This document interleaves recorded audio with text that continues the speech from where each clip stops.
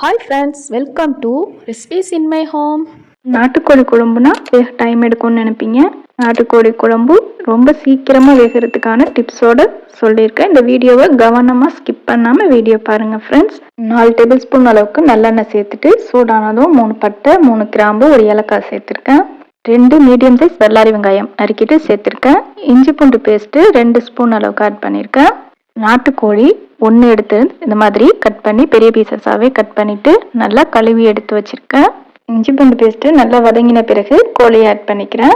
நல்லா மிக்ஸ் பண்ணி விட்டுக்கணுங்க. பாருங்கள், இந்த மாதிரி நல்லா வெள்ளையாகிற அளவுக்கு நல்லா இந்த மாதிரி மிக்ஸ் பண்ணி விட்டுறணும்.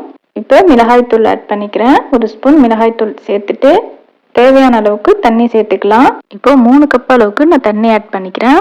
தக்காளி பழம் 2 நல்ல பெரிய சைஸாக கட் பண்ணி எடுத்து வச்சுருக்கேன். இதையும் சேர்த்துட்டு உப்பு ஆட் பண்ணிக்கிறாங்க.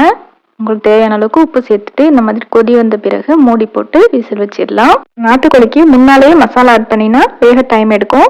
1/4 கப் அளவுக்கு தேங்காய் துருவல், 1 டேபிள் ஸ்பூன் அளவுக்கு கசகசா, 1/2 டீஸ்பூன் அளவுக்கு ஜீரகம், 1/2 ஸ்பூன் அளவுக்கு மிளகு சேர்த்துட்டு நல்லா ஃபைனாக அரைச்சி எடுத்து வச்சிருக்கேன்.